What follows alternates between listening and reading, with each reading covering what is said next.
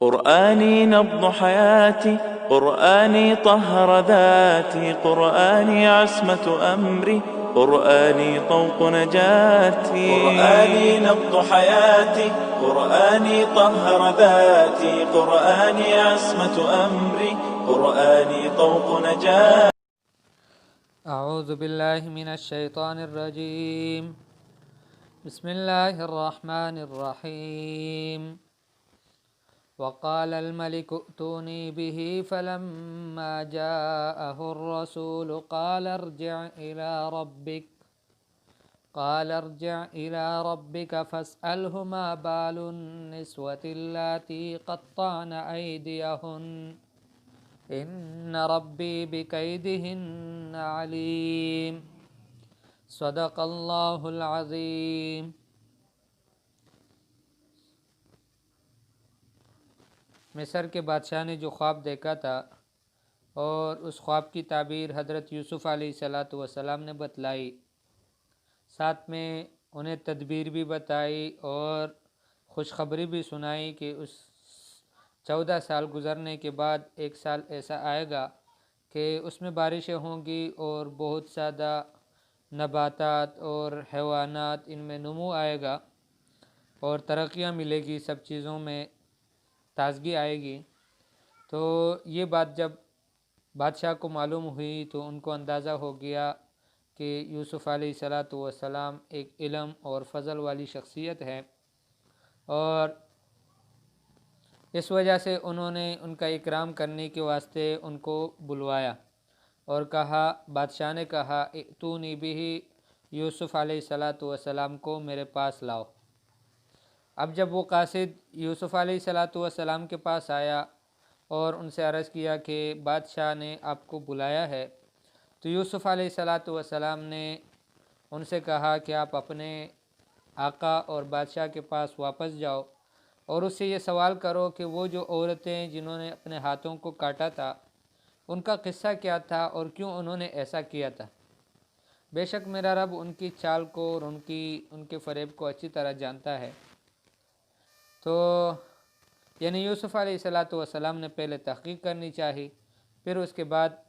اپنے جانا یعنی بادشاہ کے پاس جانا، اس کے بعد طے کر دیا کہ اس کے بعد میں پیش ہو سکتا ہوں اور جیل سے جا سکتا ہوں، لیکن تب تک مجھے جیل سے نہیں نکلنا جب تک اس معاملے کی تحقیق نہ ہو جائے کہ ان عورتوں سے بادشاہ پوچھ لے کہ ان عورتوں نے اپنے ہاتھوں کو کیوں کاٹا تھا. تو بادشاہ نے ان عورتوں کو جمع کر دیا اور ان سے کہا کہ تمہارا کیا قصہ تھا کہ یوسف علیہ السلام سے گناہ کا مطالبہ کر رہے تھے، انہیں ورغلا رہے تھے. تو ان سب نے کہا کہ اللہ کی پناہ، یوسف علیہ السلام کے بارے میں کسی برائی کو ہم نے نہیں دیکھا، نہ جانتی ہے کہ وہ کوئی برا آدمی تھا. جب انہوں نے ان سب نے یوسف علیہ السلام کی برات کا اقرار کر لیا تو جو عزیز مصر کی بیوی تھی وہ بھی کہنے لگی کہ ہاں اب حق ظاہر ہو گیا ہے، میں نے ہی انہیں ورغلایا تھا اور بے شک یہ سچوں میں سے ہیں. تو یہ بہرحال یہ وہ قصہ ہے کہ جو یوسف علیہ السلام نے اپنی صفائی اور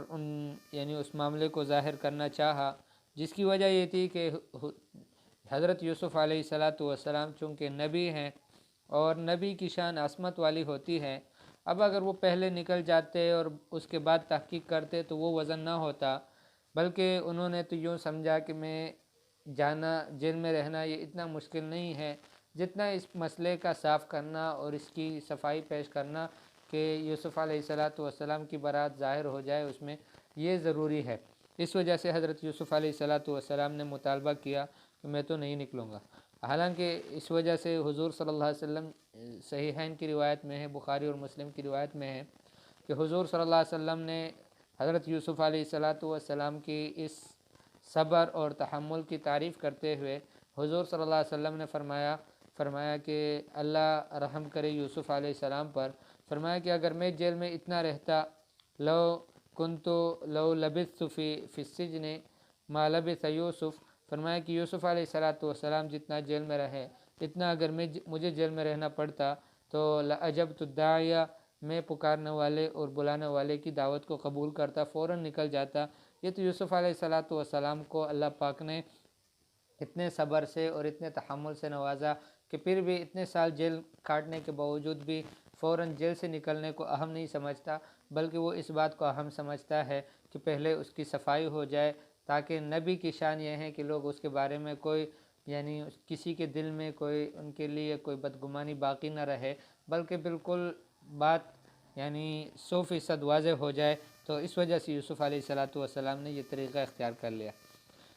وقال الملک، اور بادشاہ نے کہا، ائتونی بہ، اس کو لے آؤ، یعنی یوسف علیہ السلام کو میرے پاس لے آؤ۔ فلما جاءہ الرسول، پس جب آیا رسول یعنی قاصد یوسف علیہ السلام کے پاس، قالا، یوسف علیہ السلام نے ان سے کہا، ارجع الی ربک، اپنے آقا اور اپنے بادشاہ کے پاس دوبارہ واپس چلے جاؤ، واپس ہو جاؤ۔ فاسألہ، اس سے سوال کرو، ما بال النسوۃ اللاتی قطعن ایدیہن،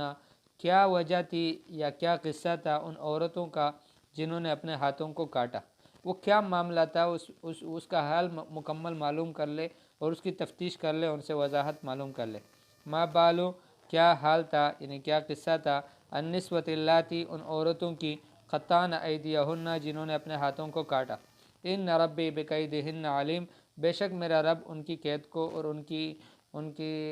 یعنی فریب کو، ان کی چال کو علیم، جاننے والا ہے۔ قال ما خطبکن،